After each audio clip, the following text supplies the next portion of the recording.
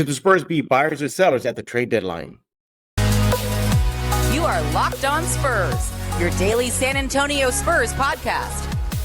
Part of the Locked On Podcast Network, your team every day. Welcome back to Locked On Spurs right here on the Locked On NBA Network. I'm your host, Jeff Garcia, Spurs writer for Kings 5 San Antonio. Glad to have y'all back. Hope y'all having a great day. And we thank you for making Locked On Spurs your first listen every single day. Free and available wherever you get podcasts. iTunes, Spotify, YouTube, Kens 5 Plus app. You know where to go. Sign up today and also sign up for the newsletter. Locked On Spurs newsletter is free and available. You just go to the YouTube page in the description below of this episode and you'll see the link there. It's free. Sign up right now. And as always, we are brought to you by Game Time. Today's episode is sponsored by Game Time. Download the Game Time app. Create an account and use code LOCKEDONNBA for $20 off your first purchase. What are we talking about today? Should the Spurs be buyers or sellers at the trade deadline? Spurs are playing better than last year, all things considered. The bar is set very low, but they're 500 right now. They seemingly have some sort of rhythm, but should they go in and mess up that chemistry? And also, we're going to put our guest in this Locked On Spurs therapy couch. What is bothering him about the Spurs so far this season after 24 games? By the way, everybody, sorry for the audio-only show. As you can hear, I thought I was over my cold. It wasn't. It came back with a vengeance last night. This got me good. I tried my best to try to recover, but it is just brutal. It is just brutal. It came and hit me with the sack of potatoes right across the chest and the nose. So hopefully I'll be back soon and we can do a video show. But we are joined by my good friend. He is Raul Flores of the AP Sports Radio. Raul, welcome back to Locked On Spurs. Thanks for having me, Jeff. Sorry to hear you're under the weather. I've been struggling with some allergies as well, so yeah, I know how you feel. You know, that's the thing. I don't know if it's a cold or allergies. Either way, it's just kicking my what. Yeah, mine is just a dry cough, and if I take my allergy pill or nose spray, I'm clear up. The bronchioles, I'm okay, but there's something in the air. Yeah, there's something definitely in the air, and I got whatever is going around in San Antonio. I'm not the only one. I think a lot of people I know. Oh yeah, too. A lot. Yep. So whatever's going on in SA, I got it. But you're not here to get a medical diagnosis about me and Raul. You're here to talk about silver and black. So Raul, by the way, everybody, make sure. Go ahead. The silver and black need some medical attention. That they do. Well, you're going to be on the therapy couch later on. You're gonna there you go. All that off your chest in a while. Bye, everybody. Make sure to follow Raul on X at RAFLO64. That's RAFLO64. They should do that right now. So, Raul, why are you here? We're going to be looking at the larger picture. And with 24 games under their belt, we're inching closer to that trade deadline. Now, the Spurs, they got a lot of flexibility, a lot of draft capital, a lot of financial space, a lot of flippable players on the roster with good contracts, and also players that could help impact perhaps teams that are looking to get a little push over the edge if they're really legit playoff contenders. Raul, with the way the Spurs are playing this year, should this team be buyers or sellers at the trade deadline? If you look at the history of the Spurs, they typically are not buyers and sellers come the trade deadline. You'd have to reach far back to find out the last time that they made an in-season move with significant players or significant names. That said, there are some possibilities. I know fans are frustrated with Zach Collins. Oh yeah. He just can't seem to find that piece of the puzzle where he fits in. And it's frustrating to fans, but to be honest with you, what the Spurs think of him may be completely different than what the fans think of him. Yeah. There's a lot of upside to him. He's a very talented player, and you and I have discussed this. I think where he falls short is in that vigor to play. Yeah. That where he just doesn't have that. Let me flip a switch and play just a little bit harder or hustle a little bit more and you'll see it in spurts. You saw it on that play where he tried to make the block and flipped over. I can't even think who it was, where he injured his back this last. Oh yeah, I remember. Yes, right. Yeah, he flipped over and landed hard on his back and got a lower back injury that kept him out of the rest of the game. But that's the kind of hustle that you want to see from him 100% of the time. For sure. But if you lose him, if you give him up, you've got to get something solid in return. Because as good as Bassi and Mamu are in that hustle category, Sure. or that hustle stat, Mamu is good for a couple of threes a game. But he's not as quick on his feet. Bassi is all hustle, which makes him look, a lot better than what he truly is, and that's a backup center. Yeah. But is he your number 2 backup center for the remainder of the season if you don't get a backup center in return for Zach Collins? And just, looking at what's available out there, I just don't see, anybody really wanting Zach Collins and giving up a big man. Yeah. A couple of names that have been tossed around as potential, players that could be traded.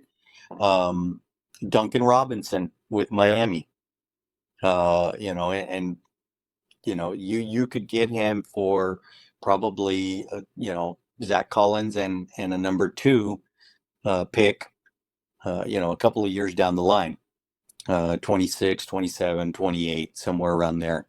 And that works out. You get a solid 3-point shooter. Is he going to spread the floor? Probably not. And the other guy that I'd love to see the Spurs go after him, but I don't believe it will ever happen, and that's Cam Johnson from the Nets. Yeah, Cam Johnson, 6'8", good power forward, can play the small if needed, if you go big, but that Zach Collins in a number 2, that works too, or Zach Collins in a number 1. Spurs have they've got like 36 through 38 picks over the next. Just tremendous. Yeah, they're loaded with picks that they could afford to give up, because even if you used all those picks, there's no way you could keep all those players. For sure. It's just not going to happen. So, some of those picks are expendable. But Cam Johnson, man, he's 19 points, 4 rebounds, 4.5 rebounds, something like that. But a 49% shooter from the field and almost 40% or almost 40% from 3. And he would spread the floor. If you've got Cam Johnson could spread the floor, playing the power forward, slide out to 3-point land and force a defender to go out with him. And that opens up the middle for, your slashers. Yep. Wemby, everybody. Yeah. Wemby inside and your guards, cutting to the basket. Sure. Yeah. I think of this question, should they be buyers or sellers? The only thing where I think they could be quote unquote sellers, I don't know if that's the right word, but is moving Zach Collins, because of the impact that Bassi and Mamu do have. I mean, you have one player that can spread the floor, as you mentioned, but energy, and then you got Bassi, who is just energy. And when Wemby was out, you didn't see that much to drop off in rim protection. Bassi was just a beast. Right. And also, too, where I think they could be, again, not saying sellers, but, what do you do with the veterans, Chris Paul and Barnes? What if they want to chase that ring? What if they? I mean, is that, if you're looking at Spurs history, historically, the Spurs have done that. Look at LMA. That's the most recent example. Go see if you can chase a ring. And he joined Brooklyn, didn't work out. Right. But nevertheless, that's where I think they could be sellers for a loose term here. Now, where they could be buyers, I mean, I don't think obviously Wemby's untouchable. I mean, Castle, I don't think they're going to let him go. Um, Keldon seems to be the name that pops up a lot. Keldon, Zach and Keldon are probably the best players that Spurs have to offer. Now they've got, like we said, they've got a load of picks, and if a team is ready to clean house, and take a Malik Branham or a Blake Wesley and some picks, that would be nice. You hear the names that are. I was reading a couple of or yesterday maybe that and these are just big names that are out there that will never be Spurs just because of the trade situations. But LeBron is the Lakers are willing to work with LeBron if he wants to go somewhere else. Would LeBron fit in San Antonio? No, not at all. Jimmy Butler, the Miami Heat are shopping him around. But I some landing spots for him, or possibly Houston or Golden State. I think he breaks up the chemistry in Houston. I think he fits in Golden State. Yeah, exactly. It would cost them Andrew Wiggins and probably some other players. But I don't, Jimmy Butler wouldn't fit here in San Antonio. And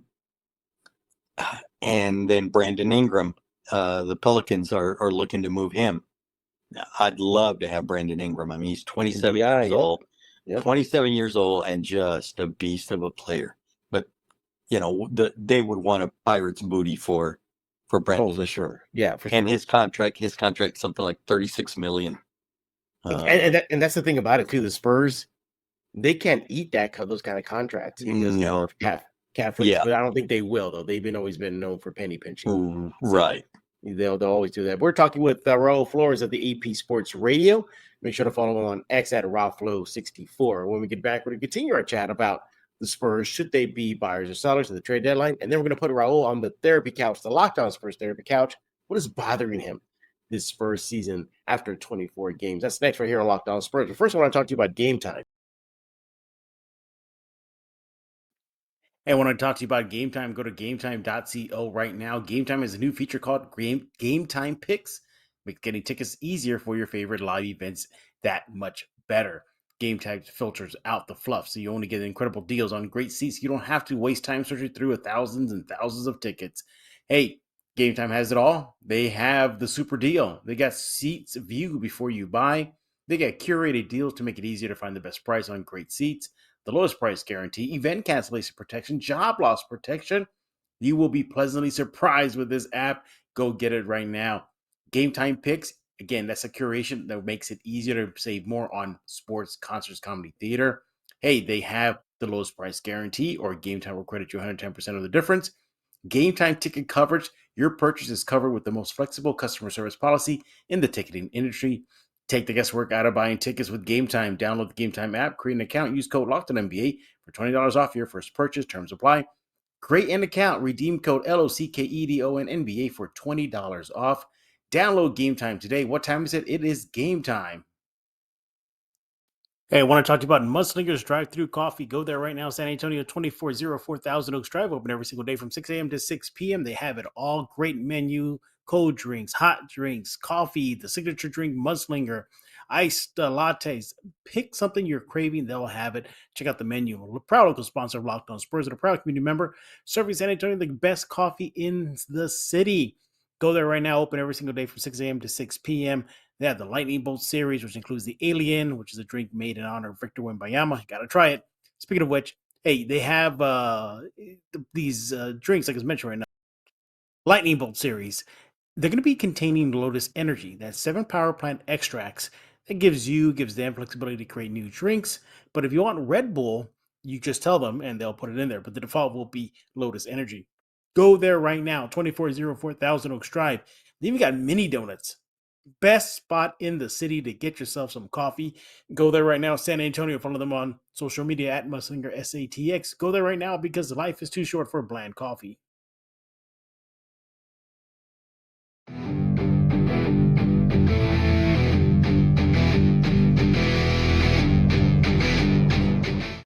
We're back right here on Locked On Spurs with Raul Flores of the EP Sports Radio. Follow him on X at RawFlow64 and do that right now. Great follow. Gives you a lot of good insight into the Spurs, a lot of historical stuff about the Spurs. Ask him something history about the Spurs. He'll likely have the answer. Love it. Well, Love it. Yeah.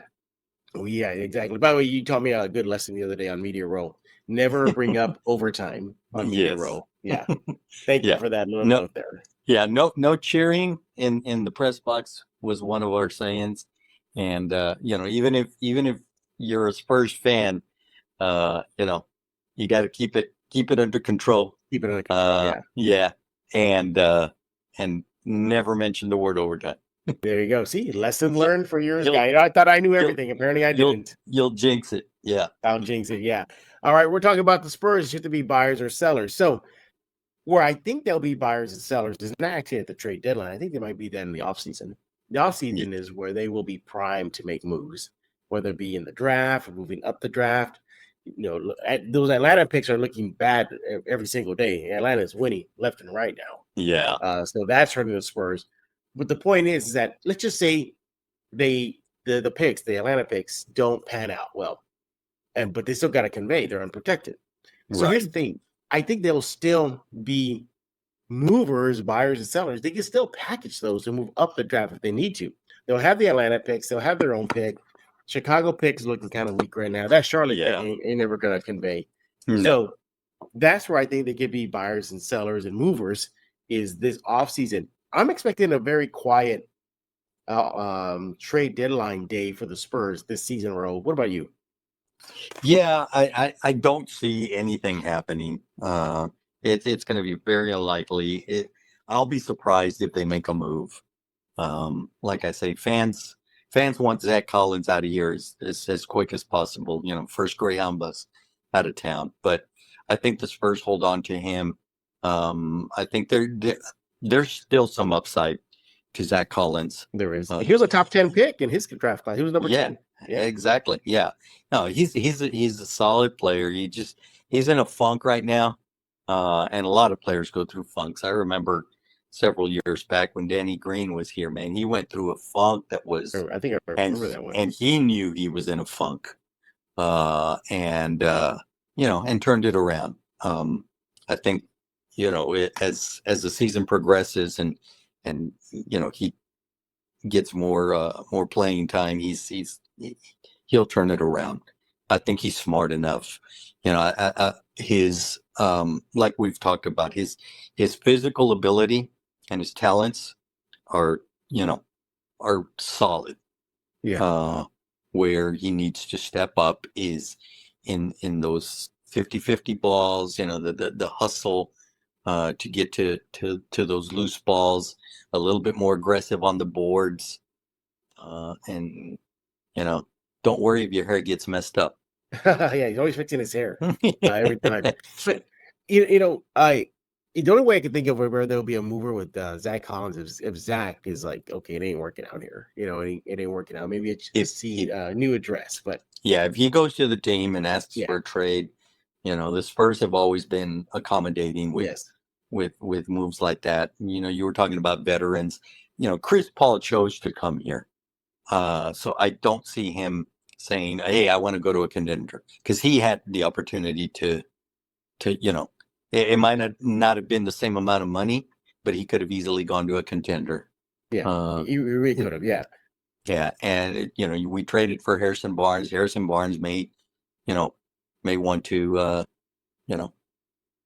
has look to go to a contender, and again, the Spurs will always listen. Yeah, they'll always listen. So yeah, and again, you're right. Historically, the Spurs don't make major moves. They make minor moves in post-trade deadline, the waiver wire. They'll pick up guys like that. But I think this roster is pretty much set, at least for this season. And I bring this up because they are deep. They are just deep. I mean, you were in that room with me recently where I asked Mitch Johnson about the bench and the depth. And he told me, he goes, hey, we consider that kind of a weapon this season because they're deep at point guard. They're deep at just guard, period. Point guard or shooting guard, don't matter. They're deep at small forwards. They're deep at, bigs. They got Yeah, backup Wemby. Yeah, they got depth. So that's why I don't Yeah. think they want to mess it up. And also, Yeah. too, they're still in a rebuild. I know Spurs fans give me a lot of pushback for that, but this team is still in a rebuild, and I think this Mitch Johnson, Popovich, depending on his future, the coaching staff, GM, they want to see what this team is and who's going to stick around for the rebuild because, or at least finish it out. Because you got Wemby, you got Right. Castle, who's going to fit around those guys. So I think they're looking at this season more kind of a test run to see what's going on. Now, if I think by the time we reach the trade deadline, Raul, if they're flirting with the play-in, I definitely don't think they'll want to bust that up. I think that kind of experience for this young team would be great. But if there are no way they can get into play-in, or something happens when they resume play this week, where it's just like another 5, 6, 7 game losing skid, I think that's something. But I don't see them disrupting the chemistry. I think they like the chemistry right now. Yeah, absolutely. And you look at them, they're one game out of or they're in the play-in, I guess. No, they're 2 games. They're 2 games, yeah. Two games out of the play-in. They're sitting at 12-12. So this is the latest in the season that they've been at 500 or better since May of 21. Wow, it's been a while. Yeah, they were at 31-31 in May of 21 and have been below 500 since then. Yeah. So yeah, it's crazy. Yeah. And you talk about the rebuild. People thought, oh, Wemby's here, we're going to the finals. No, it doesn't happen that way. Nope, not at all. You've got, look at Oklahoma City. I mean, it took them a while, and they were in the same position that the Spurs are in now. Yep. Orlando's another example too. Yeah, Presti made just some moves to get pick after pick after pick, and he started rebuilding that team, and it's taken them 3, 4, 5 years. You're only in your second year with Wemby. I say give that rebuild 2 more years. Solidify, your starting 5. You're looking at, when you look at Wemby, Castle, and Sohan and Vassell. Yeah. That's a solid 4 right there. Oh, for sure. With experience, Right. as they develop, they're really good right now. But all 4 of those players have the potential to be extremely good or even great. I mean, Wemby, we know. Yeah. And I think people are seeing what Castle can do. Castle has been, Yeah. I think he's even surprised the Spurs. He's definitely surprised them. Yeah. He even surprised Wemby because Wemby said post game, I think about a few weeks ago, saying that it took him about 50 games to get kind of familiar with the NBA game. Right. Castle told me in preseason, the game's slowing down for me already. Yeah. Yeah. What? The game is really slowed down for him. Like, what? You're just a 19-year-old and it's slowed down for you? His ability to slash to the basket, and we talked about this the other night. He reminds me of DeMar DeRozan. Yeah. His ability to pop from outside or make a move to the basket with strength. And DeMar is excellent at that. Or just stopping, up fake, and we saw Castle do that little up fake and got fouled on the play, just like DeMar. So it's going to be fun to see him develop. And Wemby is just, he's constantly getting better. He's such a good student of the game. So yeah, exactly. We're talking with Raul Flores of the AP Sports Radio. Follow him on X at RawFlow64. Make sure you do that right now. Hey, but what do you think? Should the Spurs be buyers or sellers, or just stand pat at the trade deadline? We threw out some names: Zach Collins, Keldon, Chris Paul, Barnes. What are their names that you think the Spurs should move away from, or should they just not do anything at all and just ride it out till the offseason? Let us know you let Raul know on X at RawFlow64. You can let me know by simply following the Locked On Spurs YouTube page and leaving a comment there. We're not done with Raul. When we get back, we're going to put him on the Locked On Spurs therapy couch. What's bothering him? What does he need to get off his chest about the silver and black after 24 games? But first, I want to talk to you about FanDuel. Hey, I want to talk to you about FanDuel. Get ready to tackle the NFL action with FanDuel, America's #1 sports book. Because right now, new customers can bet $5 and get 150 in bonus bets if you win. The FanDuel Sportsbook app gives you everything you need and the place where to place live bets on the NFL all in one place. So you get a hunch in the middle of a game. You can check out the latest stats, view live play-by-play, and so much more on the same page where you place your bet. Just visit fanduel.com right now to join today. By the way, the app is very easy to use, user-friendly. It's very intuitive and not hard to navigate whatsoever. Sign up is easy. Hey, look, NFL action, as mentioned, is underway. NBA action is underway. Your Spurs are underway right now. What more do you need? Go to fanduel.com right now to join today. You'll get started with $150 in bonus bets. Again, $150 in bonus bets if you win your first $5 bet. All that takes is just for you to go and sign up right now. That's fanduel.com. Never waste a hunch and make every moment more with FanDuel, an official sportsbook partner of the NFL.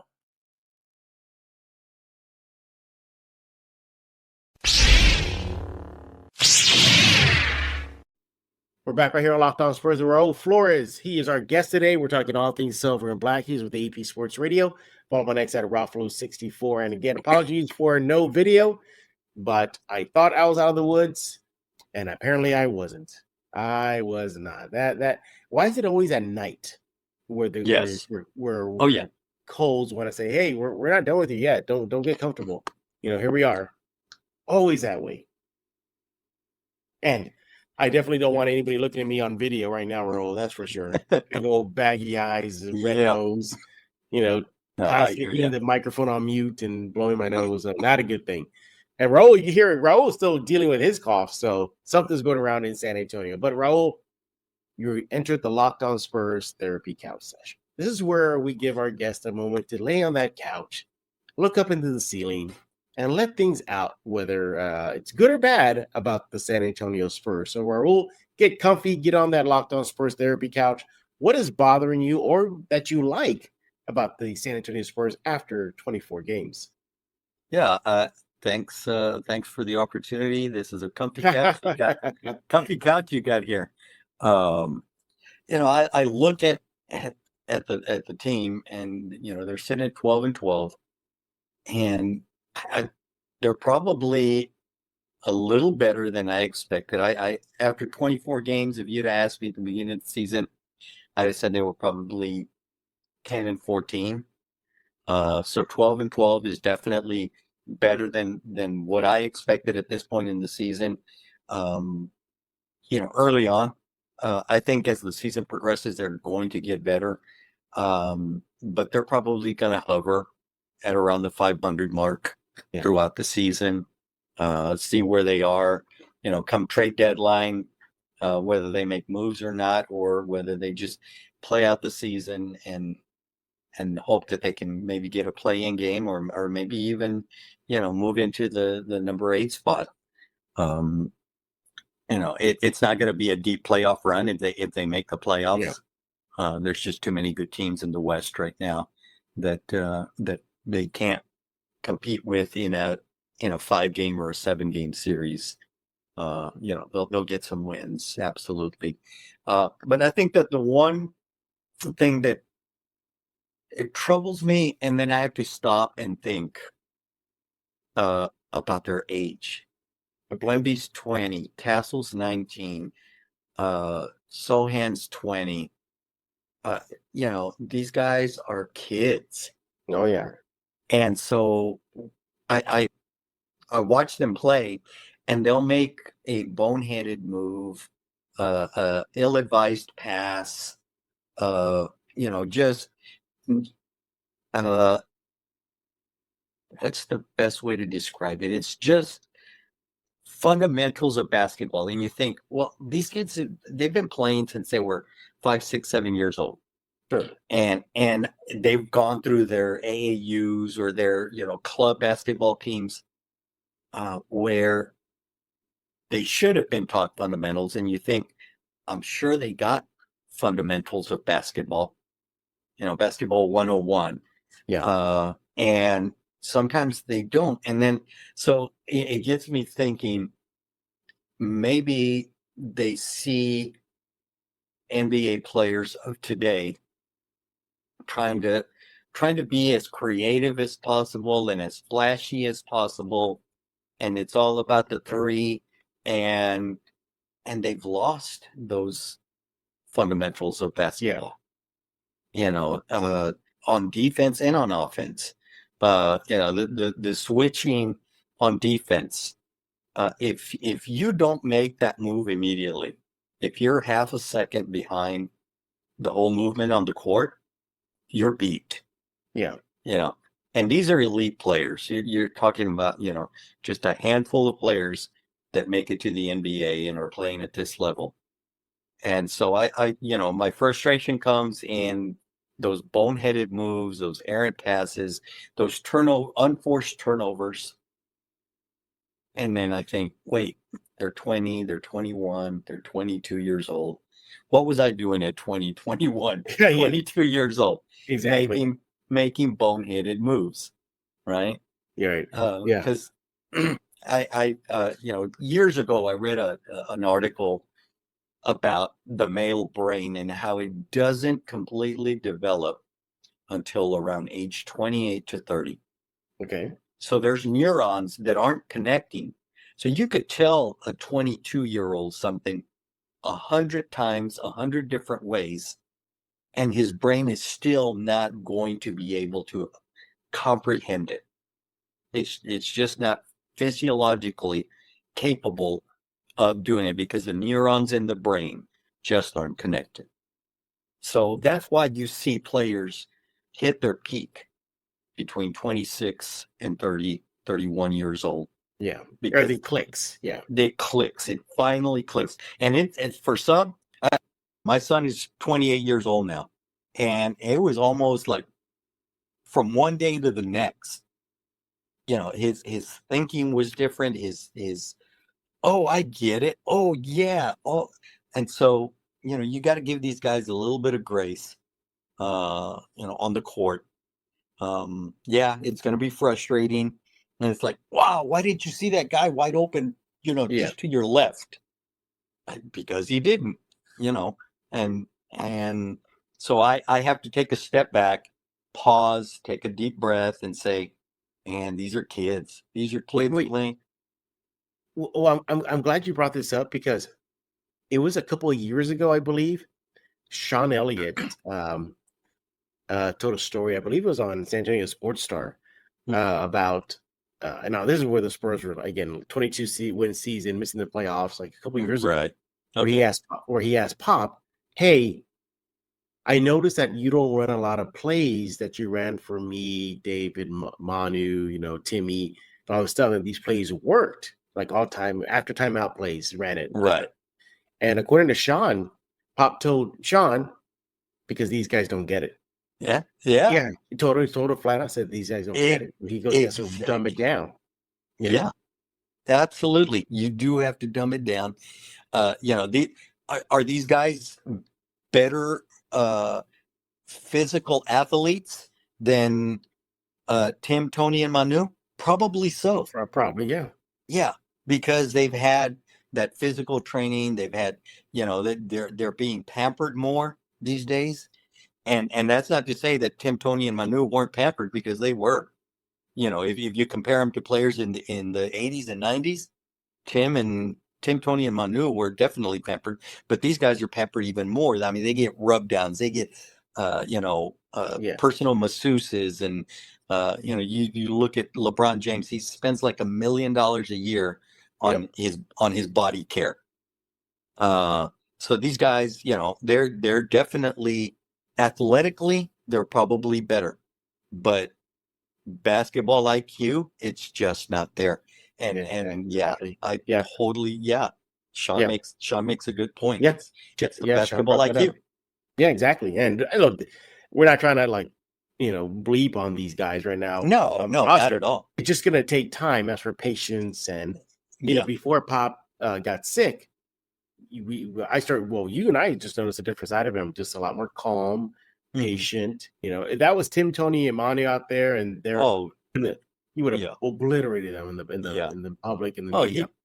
Tony could tell you story after story about getting chewed out.